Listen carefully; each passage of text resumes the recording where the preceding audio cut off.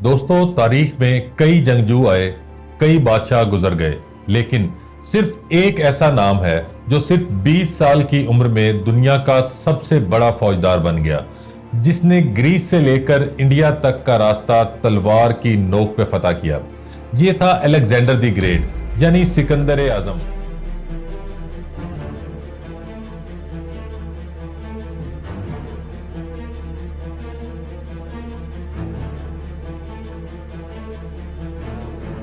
सवाल यह है, क्या अलेक्जेंडर वाकई दुनिया का सबसे अजीम फातेह था, या उसकी जीत एक खून से भरा ख्वाब थी? अलेक्जेंडर 356 बीसी यानी हजरत ईसा की आमद से 356 साल कबल, उसे आज का नॉर्दर्न ग्रीस कहते हैं, वहां पैदा हुआ। उसका बाप किंग फिलिप II और उसका उस्ताद था दुनिया का मशहूर फिलोसोफर अरिस्टोटल।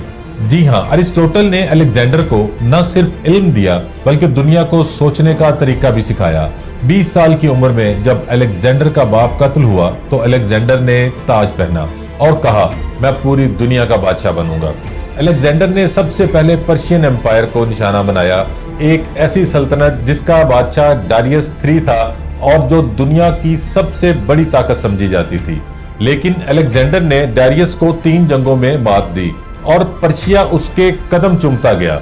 फिर वो इजिप्ट गया, वहां लोगों ने उसे फिरौन माना। वहां अलेक्जेंडर ने एक नया शहर बनवाया, अलेक्जेंड्रिया, जो आज भी मौजूद है।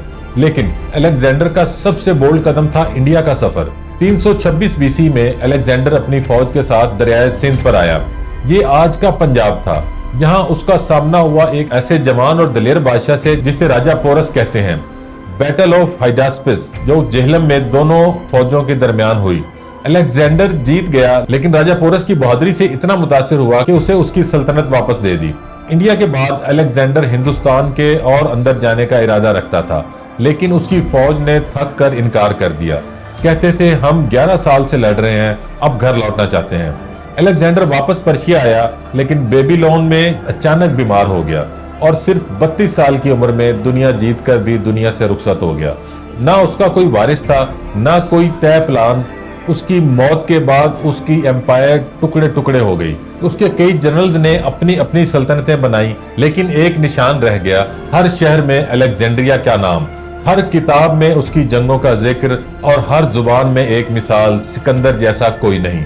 क्या अलेक्जेंडर वाकई दुनिया का अजीम तरीन फातेह था, या वो सिर्फ एक जवान खूनी था जिसे दुनिया की हर चीज चाहिए थी, मगर खुद अपना आखिरी घर भी नसीब ना हुआ? कमेंट्स में अपनी राय से जरूर आगाह कीजिएगा।